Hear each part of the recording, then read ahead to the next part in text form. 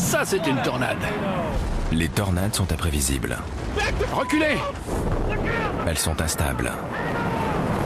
On aurait dit que le pays venait d'essuyer une attaque thermonucléaire. Et meurtrières. Je n'arrêtais pas de me dire, ça y est, c'est la fin. Elles laissent des villes saccagées. Il ne restait plus une seule maison.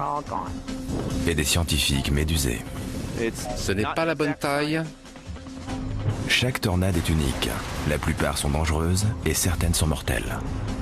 Tornades énormes, terrifiantes ou dévastatrices.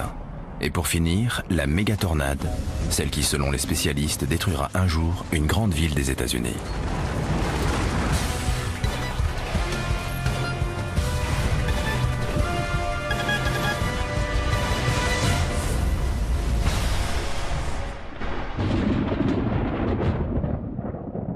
L'arrivée d'une tornade est généralement annoncée par un amoncellement de nuages noirs. Ce sont les précurseurs d'un puissant orage, ce qu'on appelle une supercellule. Une colonne d'air tournant rapidement sur elle-même descend de la supercellule et vient toucher Terre. C'est ainsi que se forment la plupart des tornades. En règle générale, plus elles tournent vite, plus elles sont dangereuses. Pourtant, on en sait encore peu sur ces tueuses géantes. Dans la région des Grandes Plaines des États-Unis, surnommée Tornado Alley, l'allée aux tornades, des chercheurs tentent de percer leur mystère.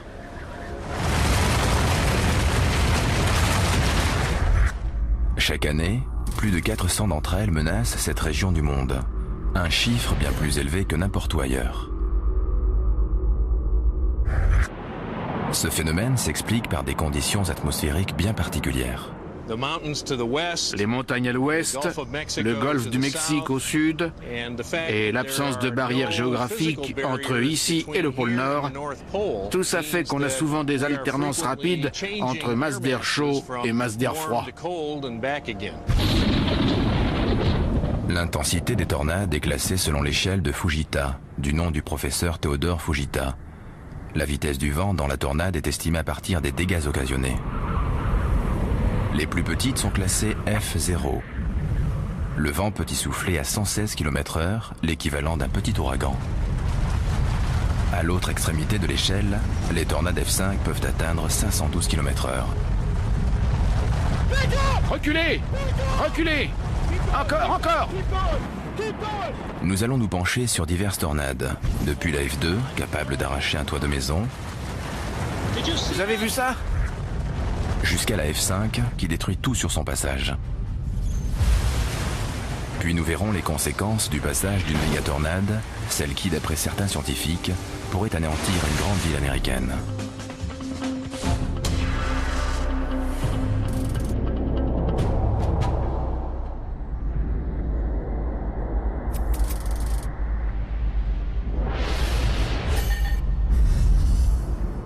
À 111 km au sud-ouest de Wichita se trouve Attica, petite ville du Kansas d'à peine plus de 600 habitants.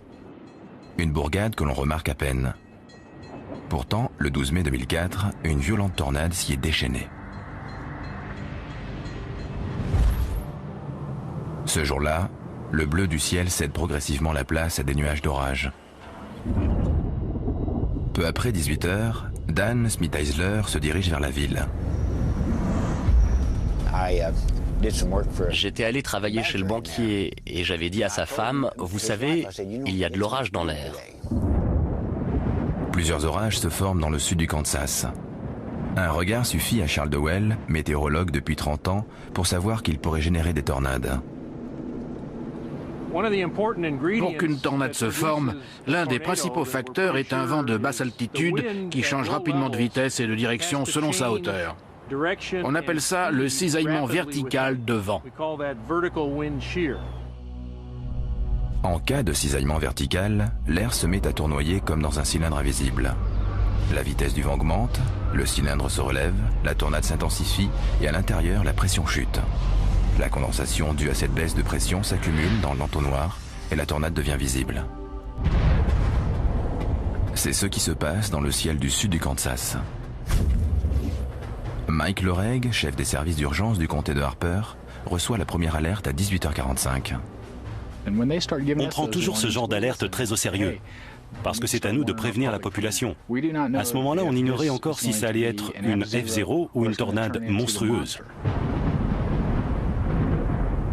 Au Kansas, les météorologues suivent attentivement la tornade qui progresse vers Attica. Vers 19h25, une tornade de type F2 a touché le sol. C'était là-bas, sur cette butte. Et elle est passée par là. Sous les yeux de Mike Loreg abasourdi, la tornade arrache le toit d'une maison. C'est pas vrai. La maison vient de se disloquer.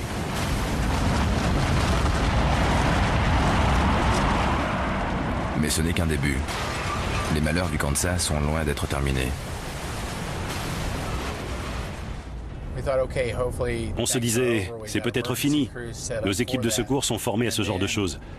Et puis, la tornade est repartie de plus belle. À l'aide de radars Doppler embarqués, les chasseurs de tornades traquent l'orage supercellulaire du Kansas. Ils relaient leurs informations au service météorologique. Vitesse des vents, coordonnées, mais aussi un fait remarquable.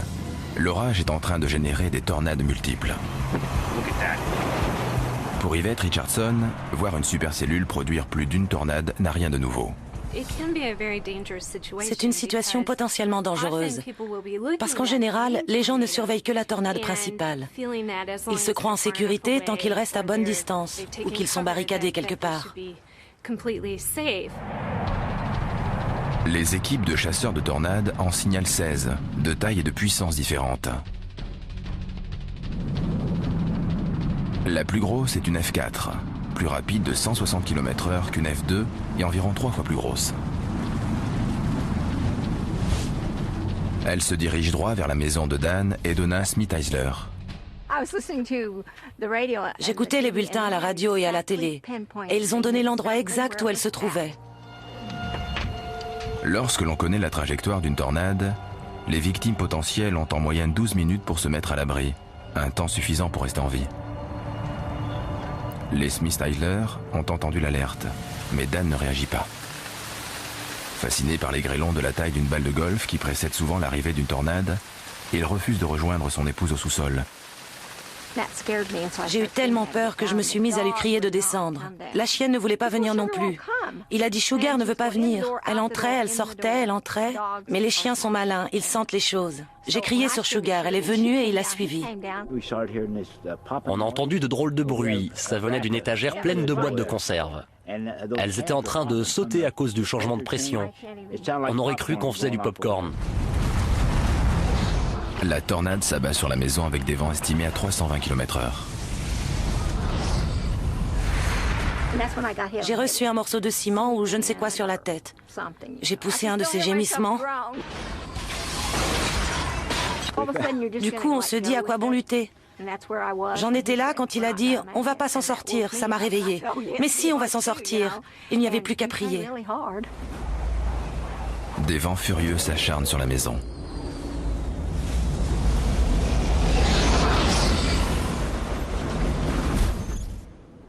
Une fois la tornade passée, le couple émerge du sous-sol et découvre un véritable champ de bataille. Mais je me suis dit, mais où est la voiture? Et juste après, mais où est le garage? La tornade a détruit leur maison, 5 granges, 5 voitures et tué leur chienne Sugar. La terreur qu'on a ressentie, c'était ça le pire. La terreur. Les Smith-Eisler ont la chance d'avoir survécu. Avec ses vents estimés à près de 400 km/h, la tornade F4 n'a eu aucun mal à balayer leur maison. Mais même la tornade F2, avec ses vents de 240 km/h, a pu arracher le toit de cette maison. Des phénomènes physiques très complexes peuvent changer l'air en arme meurtrière. Un concept que les scientifiques ont encore du mal à appréhender. Notre objectif est de reproduire la tornade le plus fidèlement possible. Puis nous comparons les vents générés ici aux mesures prises sur le terrain. Et ça correspond très bien. Ce simulateur de tornade est le premier du genre. La neige carbonique permet de visualiser le vent à l'intérieur du tourbillon. Cette machine permet de créer des tornades d'1,20 m de diamètre et de 2,40 m de haut. Le vent peut y atteindre 86 km/h. À l'aide de modèles réduits, on peut reproduire les dégâts occasionnés sur des maisons ou d'autres édifices par des tornades plus grosses et plus rapides. En général, une partie du toit cède en premier. Le vent s'introduit à l'intérieur par le trou et ça crée une forte pression sur les murs qui finissent par céder aussi. Ces expériences montrent que la force destructrice des vents circulant dans une tornade F3 ou plus est 3 fois plus puissante que celle des vents linéaires. Peu d'édifices de tornado allées sont conçus pour résister à une tornade F1. Voilà la preuve que même une tornade de très faible intensité peut faire des dégâts. Les habitants d'Attica peuvent s'estimer heureux d'avoir survécu à la fureur des 16 tornades qui se sont abattues sur le sud du Kansas. Mais lorsqu'une tornade F4 s'en prend à une petite ville du Texas, son intensité et son comportement anormal menacent de tout détruire. Et si une méga tornade s'abattait sur une grande ville américaine? D'après les experts, cela finira par se produire un jour. En 2004, au Kansas, un seul orage a généré une horde de tornades qui ont détruit des maisons, des infrastructures et terrorisé des centaines de gens. Mais ce n'était rien à côté des ravages faits au Texas par une tornade imprévisible d'une violence impressionnante.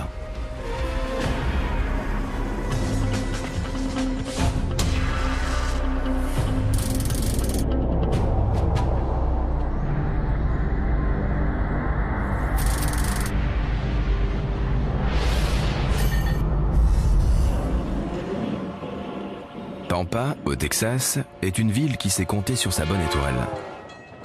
Elle prospère depuis qu'on y a découvert du pétrole en 1921. Aujourd'hui, ses 17 000 habitants vivent de l'agriculture, de l'élevage ou de l'industrie pétrolière. Mais la situation géographique de la ville, dans le nord du Texas, est un gros problème. Nous sommes au pays des tornades. L'après-midi du 8 juin 1995, la chance de Pampa finit par tourner. Randy Stubblefield y vit depuis très longtemps. Shérif depuis 2 ans, il a assisté à bon nombre d'actes violents. Pourtant, rien ne peut le préparer à ce qui l'attend. Vers 16 heures, on nous a signalé qu'une grosse tornade se développait au sud de l'autoroute, à environ 2,5 km.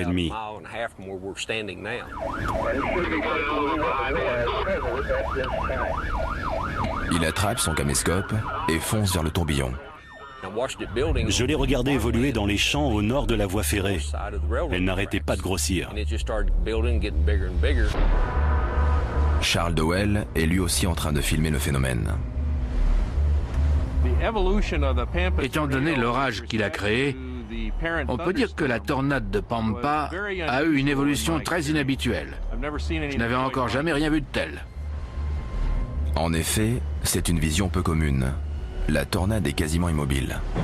Impossible de dire ce qui se passe là-bas. Mais soudain, la tornade bifurque sur la droite. Le météorologue est stupéfait.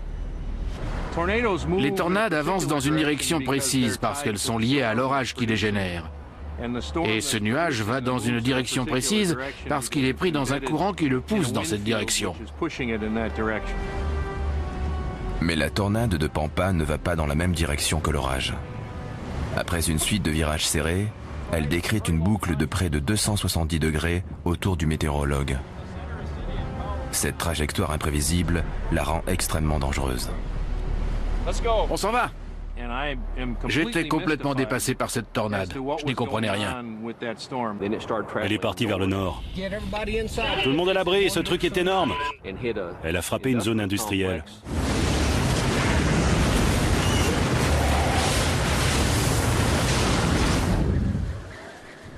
Belinda Waldrip y travaille avec son père, mais elle n'écoute pas les informations. J'ai appris l'existence de la tornade quand mon père est venu à la porte de mon bureau pour me dire « Belinda, il y a une tornade sur la route, à l'ouest. » Comme je suis curieuse, j'ai dit « On peut aller la voir ?» Et il a répondu « Non, on ne va pas la voir. On va se chercher un abri. » Belinda et son père courent se mettre en lieu sûr, tandis que la tornade progresse vers eux. On entendait la tornade qui se rapprochait. Ça faisait comme un bruit d'hélice. Wouh, wouh. Et ça devenait de plus en plus intense. De plus en plus fort. La lumière a commencé à vaciller à cause de la pression, et puis tout s'est éteint.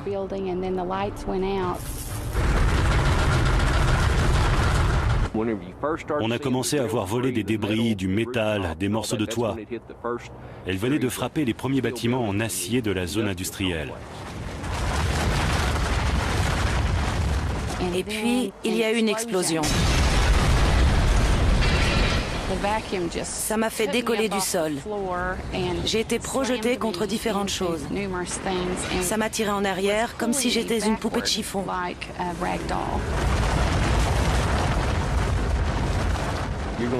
On voyait des véhicules voler dans les airs. Des remorques, des camions qui pèsent en moyenne 10 tonnes à vide.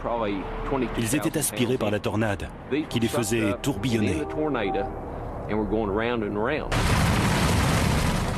Randy Stubblefield et Charles Dowell sont parmi les rares personnes à avoir pu filmer un camion de 3 tonnes emporté par une tornade.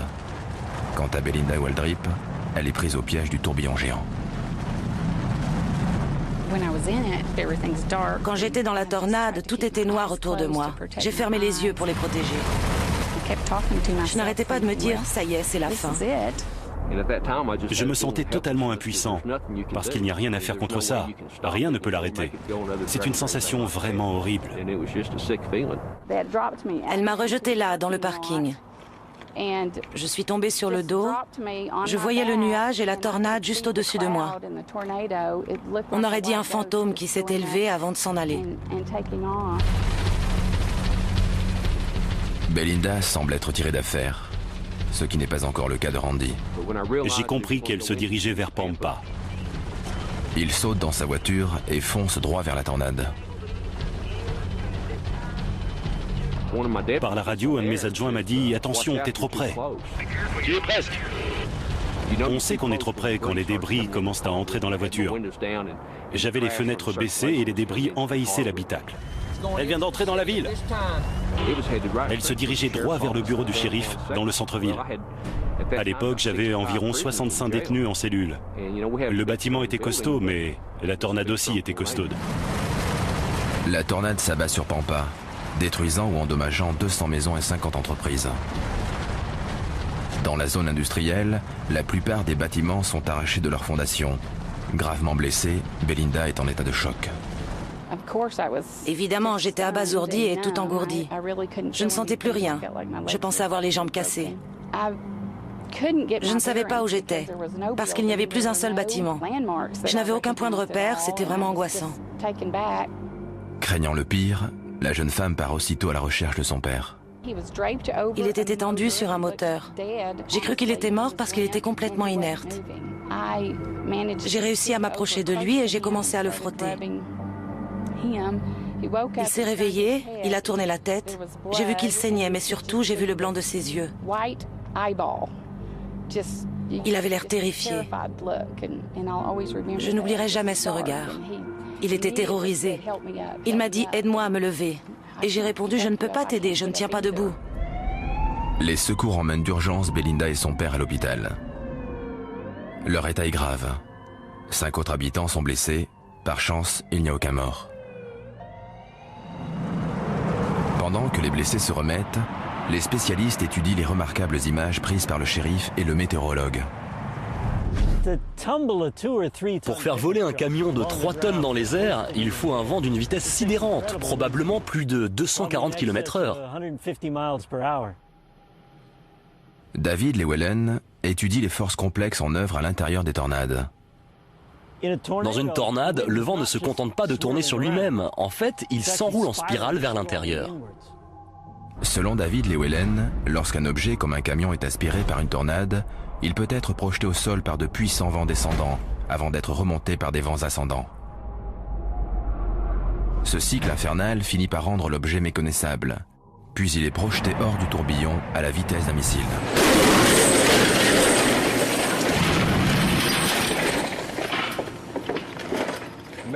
Incroyable. Elle pesait 2 tonnes 100 d'après la grue.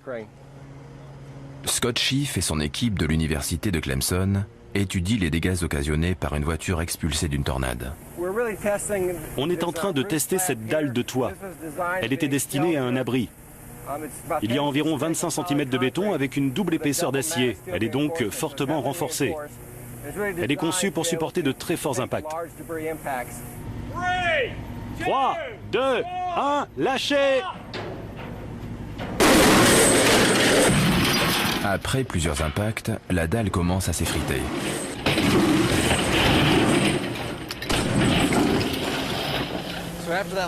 Suite à ce dernier impact, on note une déformation permanente de la dalle. La barre d'armature qui se trouve sous la couche inférieure de béton cède peu à peu sous la charge et des morceaux de béton commencent à se détacher. Contre les impacts multiples, Scott Schiff met au point un filet d'acier destiné à retenir les morceaux qui se détachent. S'il s'avère efficace, un grand pas sera franchi dans la protection contre les tornades. En cas d'énorme tornade de type F5, il faut être protégé durant son passage et après son passage.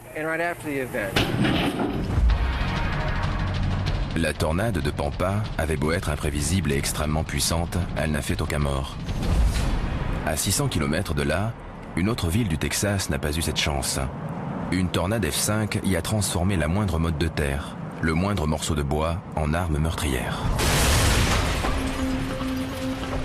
Puis, nous verrons la méga tornade qui, selon les scientifiques, pourrait ravager une grande ville américaine. À Pampa, l'intensité de la tornade F4 a fait voler des camions, détruit des bâtiments et menacé la vie de centaines de gens. Mais un cran plus haut, sur l'échelle de Fujita, une tornade F5 se met à tuer. Ses armes, de la terre et des éclats de bois.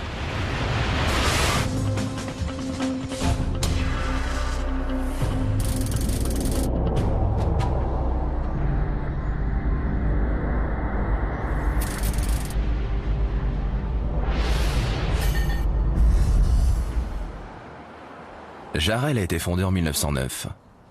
Située à 64 km au nord d'Austin, cette ville ne s'est jamais remise du déclin de l'industrie du coton dans les années 1920 et 30. En 1997, une tornade a bien failli la rayer de la carte.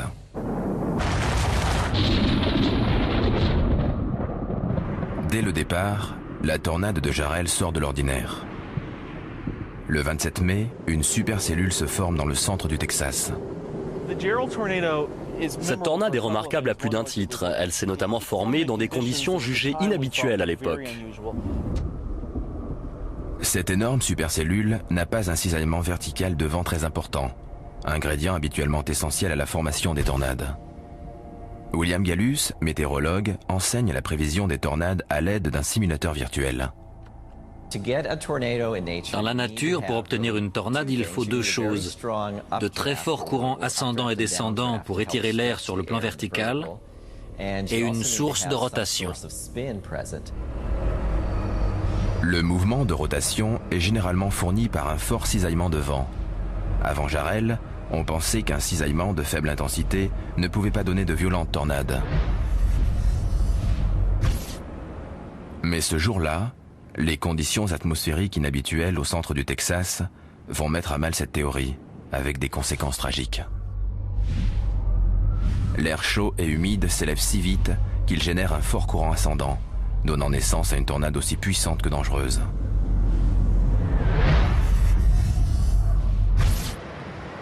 Sous un ciel de plus en plus sombre et un vent violent, la Donna Peterson et son fils de 8 ans quittent leur mobil-home pour se réfugier dans la maison de briques de sa belle-mère. Je suis sortie observer les nuages parce qu'ils étaient très épais, très sombres, vraiment très lourds. Et d'un coup, parce que le vent venait de se renforcer, j'ai entendu la sirène de la ville. Ken Adams, lui, n'entend pas la sirène. Il est profondément endormi. C'est le chien qui m'a réveillé. Je voyais bien qu'il était mort de peur. J'ai compris qu'il se passait quelque chose d'anormal. Je suis dur d'oreille, mais je l'ai senti. C'était comme un roulement de tonnerre qu'on n'entend pas, mais qu'on sent parfaitement. La belle-sœur de la Donna et sa fille arrivent elles aussi dans la maison. D'après les bulletins d'information, une tornade se trouve à 3 km. Par la fenêtre, ma belle-sœur et moi regardions la tornade au loin, mais elle ne bougeait pas. Elle tournait juste sur elle-même. En fait, la tornade n'est pas immobile. Elle avance doucement, à la vitesse de 16 km/h. Mais à l'intérieur, la vitesse du vent est de plus de 420 km/h. C'est une tornade F5 et elle se dirige vers la maison où sont réfugiées les 3 femmes. Tout à coup, on a senti une rafale frapper la maison. Dans la rue, on voyait le revêtement se faire arracher par le vent. On était tous à l'intérieur et je me disais, mon Dieu, protégez ma famille, s'il vous plaît. Puis un gros coup de vent a ouvert la porte de la salle de bain. Et de la boue et du foin ont commencé à entrer dans la maison. Quelques minutes plus tard, Ken Adams sort de chez lui, intrigué par les aboiements de son chien. Il se retrouve face à une vision de cauchemar. Elle était tellement grosse à la base, 1 kilomètre de large environ, que je n'ai pas compris tout de suite que c'était une tornade. Le temps que je réagisse, il était trop tard pour aller où que ce soit. J'ai couru vers la maison, j'ai ouvert la porte et le vent me l'a arraché des mains. Et puis, le toit s'est envolé. J'étais soulevé par le vent et la maison me tombait dessus. Et soudain, la tornade est passée. On aurait dit que le pays venait d'essuyer une attaque thermonucléaire. Quand j'ai rouvert les yeux, j'ai cru que j'étais mort. Je l'ai vraiment cru. Ken est brutalement ramené à la réalité lorsqu'il aperçoit le désastre autour de lui. Plus de 300 têtes de bétail blessées ou tuées. Une bonne partie des animaux qui ont survécu doivent être abattus en raison de leurs blessures. C'était horrible. Sur la plus grande partie des 120 hectares, on sentait l'odeur de chair putréfiée. En émergeant de ce qui reste de la maison, la Donna et sa famille découvrent un champ de ruines. Presque toutes les maisons du quartier sont rasées. La plupart des voisins sont introuvables, d'autres sont gravement blessés. 27 personnes sont mortes. La moitié étaient des enfants. Des familles entières ont péri.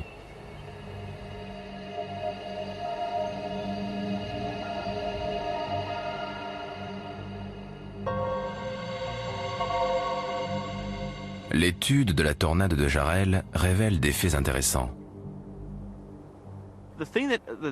Cette tornade est remarquable parce qu'elle avançait très lentement. Elle était énorme et elle a amassé énormément de débris. Elle est restée plusieurs minutes à certains endroits au lieu des quelques secondes habituelles. Avec ses 16 km/h, elle allait bien moins vite que la plupart des tornades, dont la vitesse moyenne est de 48 km/h. Autre particularité, la plupart des maisons sur le parcours de la tornade ont été complètement rasées. Après de longues recherches, la clé du mystère a enfin été trouvée. Les modèles informatiques du physicien David Llewellyn illustrent ces découvertes. À tout moment, le nuage de débris peut charrier des milliers de tonnes de terre. Or, cette terre peut modifier la structure interne de la tornade. Lors de son passage sur la plaine du Texas, la tornade a amassé d'énormes quantités de terre, ce qui a ralenti l'avancée du tourbillon tout en accroissant sa puissance destructrice. Il semblerait que la tornade de Jarrell se soit comportée comme une sableuse géante. Ce serait donc moins le vent violent que les débris projetés dans les airs qui auraient disloqué les maisons. Cette tornade a eu des effets inattendus et dramatiques.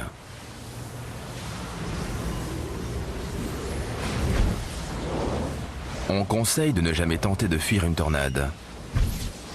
Mais les victimes de celle de Jarrell, qui progressait très lentement, auraient pu lui échapper en voiture. On recommande aussi aux gens qui ne disposent pas d'un abri anti-tornade de se réfugier dans un endroit fermé comme un placard ou une salle de bain. Pourtant, certains habitants de Jarrell l'ont fait et ont été tués lorsque leur maison a été balayée par la tornade. Mais comme chaque tornade est différente, mieux vaut disposer d'un refuge souterrain ou une pièce spéciale répondant à des critères précis. La tornade de Jarrell a changé le point de vue des scientifiques sur ces phénomènes. Ils savent désormais que les orages à faible cisaillement vertical peuvent aussi générer de puissantes tornades. Mais toute la vigilance du monde n'aurait pu empêcher la tornade la plus meurtrière de l'histoire américaine de faire des centaines de morts. Mais il y a pire. Une tornade telle qu'on n'en a encore jamais vue pourrait menacer la vie de millions de personnes. La tornade de Jarrell a tué 27 personnes et changé la façon de surveiller les orages susceptibles d'engendrer de tels phénomènes. Mais rien ne pouvait préparer la population à la tornade la plus meurtrière de l'histoire américaine. Une F5 brutale qui a sévi dans 3 États et a fait des centaines de morts.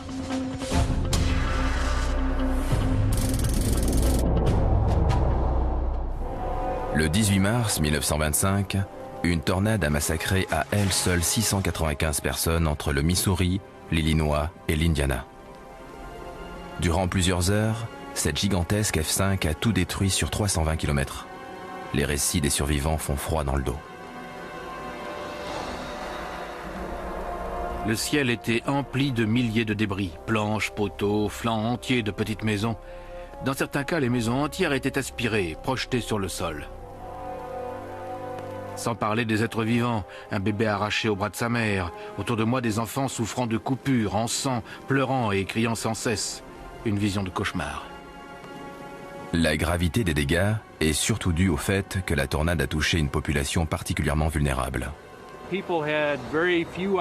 À l'époque, les gens ne savaient pas trop comment réagir face à une tornade. Le pays était encore très rural, les villes étaient rares, et dans l'ensemble, les moyens de communication étaient très limités.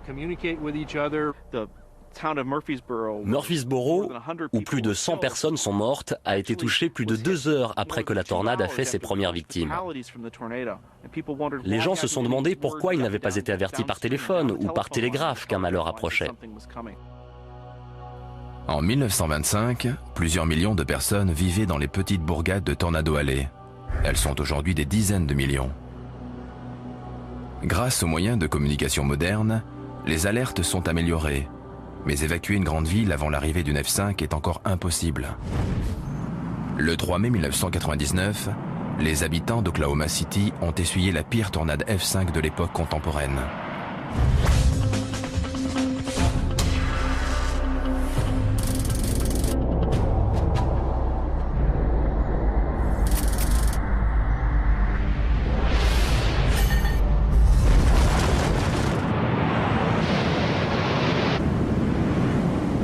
La tornade qui a traversé Moore et le sud d'Oklahoma City le 3 mai 1999 a été l'une des plus dévastatrices du pays, à tout point de vue.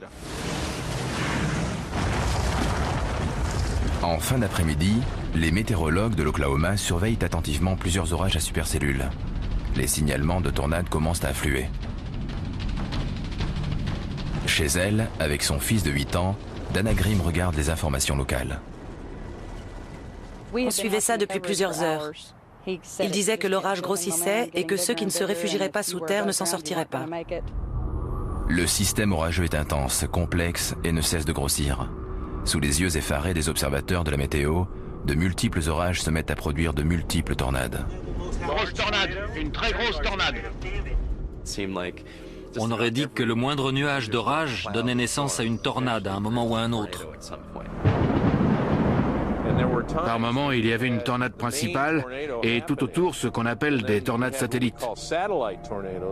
De vraies tornades à part entière, mais appartenant au même système orageux.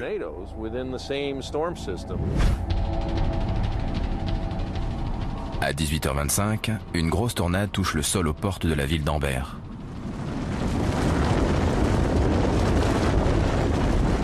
Des radars Doppler donnent la vitesse du vent à 512 km/h, la plus élevée jamais enregistrée. Ce véritable monstre se dirige vers la maison de Dana Grimm. Ils ont dit qu'elle faisait 1600 mètres de large, qu'elle était extrêmement violente et détruisait tout sur son passage. Lorsque cette muraille de vent hurlant n'est plus qu'à 1,5 km, Dana décide de se réfugier avec son fils dans un placard. Mon fils m'a demandé en pleurant, « Est-ce qu'on est en sécurité ?» J'ai répondu « Ça va aller ». « On fait quoi maintenant ?» J'ai répondu « On prie ».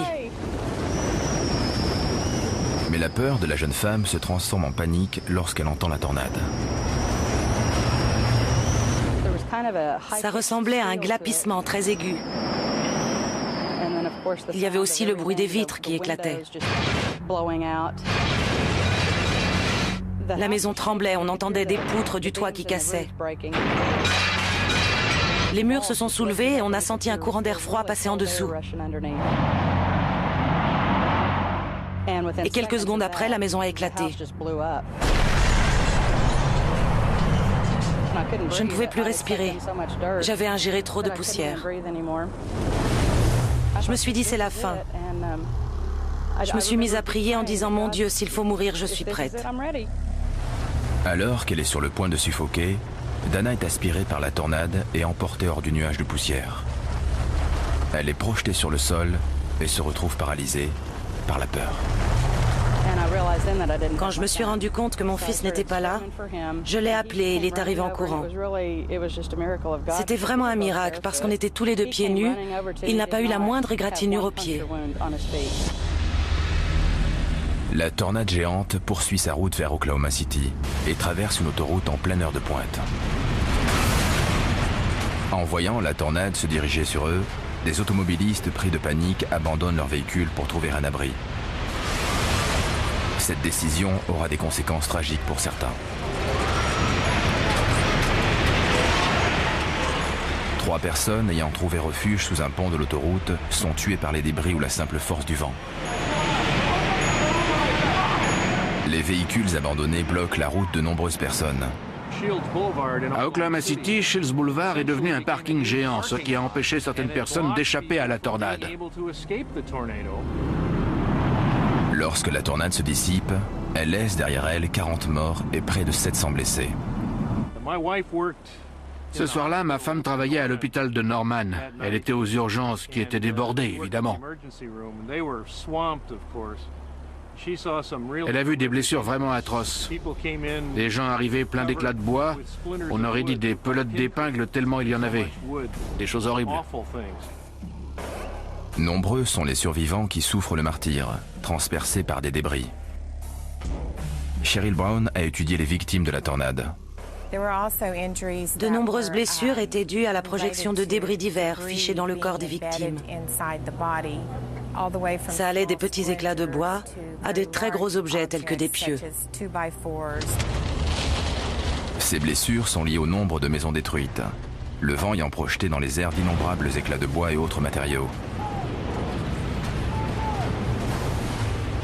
La tornade de l'Oklahoma aura rasé près de 3000 bâtiments. 3, 2, 1, feu! 117 km/h. Harold Schiff et son équipe de l'université de Clemson projettent des planches à plus de 160 km/h dans diverses structures pour simuler les dégâts occasionnés par une tornade. Je crois que les gens sont conscients de la dangerosité des tornades, mais ils savent moins que dans un bâtiment standard, ils ne sont quasiment pas protégés contre ces phénomènes. Lorsqu'un objet percute une maison, il ne se contente pas de faire un trou dans la fenêtre ou dans le mur. Il offre à la tornade un point d'entrée.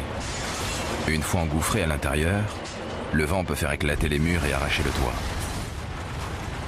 La maison rejoint alors l'arsenal de la tornade, alimentant le tourbillon en débris toujours plus dangereux. Ce type de mur est typique de nos zones résidentielles. Un plaquage de briques devant une structure en bois. Le missile a entièrement traversé le mur. Les gens qui vivent dans ce type de maison sont en danger en cas de tornade F5.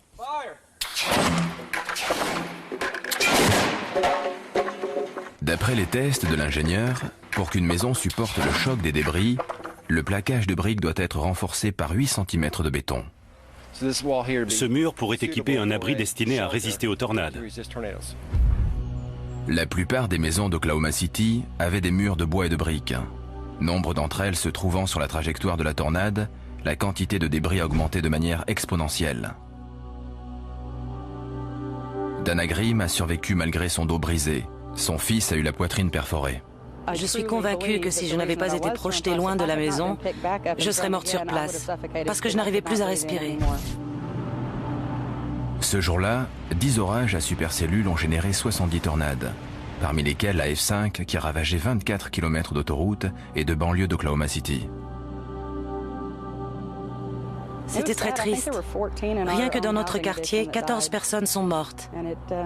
Et c'est un miracle que nous soyons toujours en vie. La tornade de l'Oklahoma a fait près d'1 million d'euros de dégâts, la plus chère de l'histoire américaine. L'annihilation pure et simple. Les maisons que vous voyez là-bas avaient été rasées. Il n'en restait que des ruines.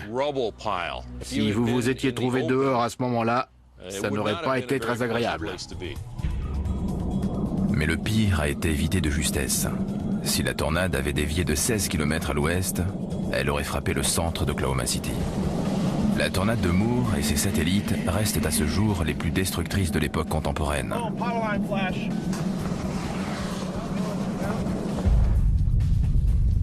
Mais le bilan serait bien pire si une F5 s'abattait sur une grande ville. Or, les spécialistes sont formels. Cela pourrait très bien arriver. Chaque année, de grandes villes américaines situées dans Tornado Alley jouent à la roulette russe avec les tornades géantes. En 1999, Oklahoma City a perdu la partie lorsqu'une tornade a tué 40 personnes et en a blessé près de 700. Coup de chance incroyable, le centre-ville a été épargné. Scott Ray, chercheur, sait que la prochaine grande ville touchée par une tornade n'aura pas forcément cette chance.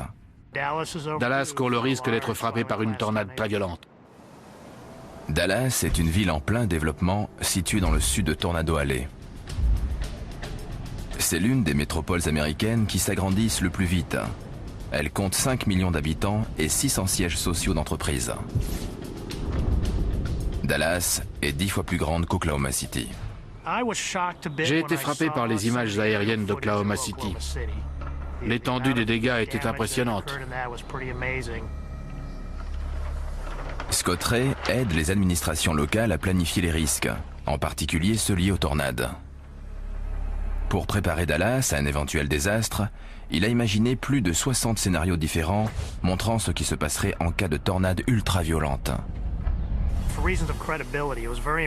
Pour que ce soit crédible, il fallait s'inspirer d'un événement ayant eu lieu quelque part. Nous avons choisi Oklahoma City parce qu'on y avait recueilli beaucoup de données.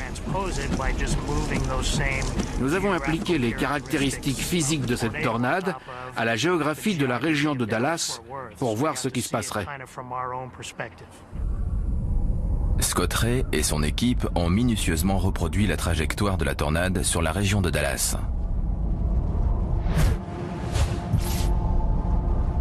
Si cette tornade F5 entrait dans la ville, le cataclysme serait inévitable.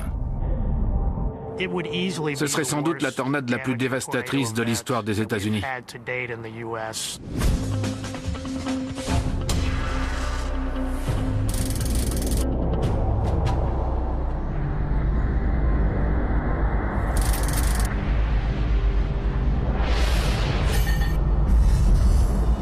Le scénario catastrophe de Scott Ray commence par la formation d'un orage à supercellules dans le centre-nord du Texas.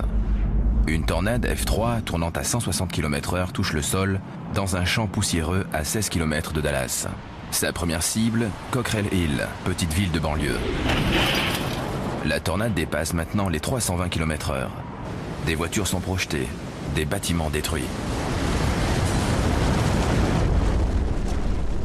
La tornade progresse inéluctablement vers le nord-est, frappant des milliers de foyers. La vitesse interne passe à plus de 400 km/h. La tornade est maintenant une F5. Alimentée par des tonnes de débris, elle ralentit lorsqu'elle s'abat sur une autoroute très fréquentée. Sur une autoroute bouchée, il y a bien plus de gens que sur une autoroute à la circulation fluide. L'autre problème qui se pose, c'est où aller. De nombreux automobilistes abandonnent leurs véhicules. La panique s'installe, provoquant un embouteillage qui prend des milliers de gens au piège. Des vents de 443 km/h balaient les voitures de l'autoroute. Quiconque se cache sous un pont peut être la proie des débris ou de la violence du vent. Les voitures emportées par les vents ascendants montent dans le tourbillon géant avant d'être transformées en projectiles pouvant tuer tous ceux qui les croisent. Puis la tornade infernale s'approche du centre de Dallas. Des dizaines de gratte-ciel, des dizaines de milliers de personnes. Les baies vitrées explosent. Le vent arrache le marbre et les briques des façades. Une pluie de verre et autres débris s'abat sur la foule.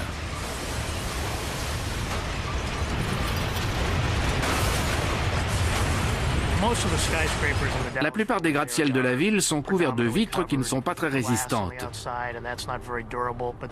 Les dégâts provoqués par ces bris de verre volant dans tous les sens seraient dramatiques. Un train de banlieue bondé traverse la ville. Le vent le fait dérailler. Il percute un gratte-ciel et tue ses occupants et des centaines de passagers. Il est probable que ce soit les débris qui fassent le plus de dégâts dans la métropole. Parce que tout peut se transformer en débris. Aussi bien du bois que des briques ou du gravier. N'importe quel objet peut devenir un projectile. En plus, les quantités sont quasi illimitées. La tornade poursuit son chemin vers le nord, laissant derrière elle Dallas en ruine. Des vents de plus de 500 km/h s'abattent maintenant sur la banlieue de Lakewood. Les 92 000 personnes qui vivent là ont eu 20 minutes pour se réfugier en sous-sol. Cela peut sembler suffisant, mais comme pour la tornade de Jarrell, ceux qui se cachent dans un placard ou une salle de bain n'ont plus qu'à croiser les doigts. Enfin, la plus effroyable tornade de l'histoire dérive lentement vers le ciel avant de se dissiper. Elle laisse derrière elle un champ de ruines long de 61 km. Dallas est dévasté. Il ne faut pas se voiler la face par rapport à ces phénomènes. Ça va être dur à gérer, quoi qu'il arrive. Il y aura énormément de dégâts et beaucoup de gens à secourir. Le total des dégâts avoisine les 4 milliards d'euros. Des dizaines de milliers de gens sont sans abri. Les blessés sont innombrables et nul ne connaît le nombre de morts. Le nombre de décès est difficile à évaluer parce qu'il dépendra des décisions prises par les éventuelles victimes. Elles pourront être bonnes ou mauvaises et ça, on ne le sait pas encore.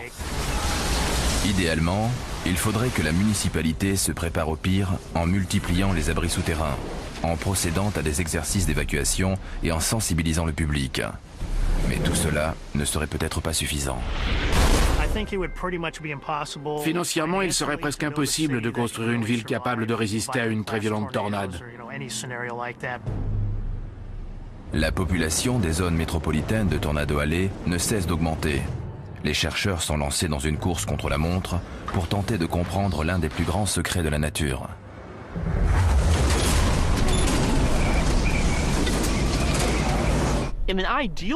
Dans un monde parfait, nous aurions des radars et autres instruments de mesure pour chaque tornade. Mais dans le monde réel, ça n'est pas près d'arriver. Pouvoir dire d'ici 1 heure, tel orage va produire tel genre de tornade, on n'en est pas encore là. Et personne ne peut dire quand on en sera capable. En tout cas, ce n'est pas pour tout de suite. L'impossibilité de prévoir l'arrivée des tornades est une véritable source d'inquiétude. La plupart des gens voient les catastrophes naturelles comme des événements liés au hasard et qui n'arrivent qu'aux autres. Je crois que c'est aussi le cas pour les tornades. Si on attend suffisamment longtemps, le pire scénario catastrophe finira forcément par arriver. En attendant que la science en sache plus sur ces brutales manifestations de la nature, la meilleure chose à faire reste de se préparer avant que le désastre ne frappe.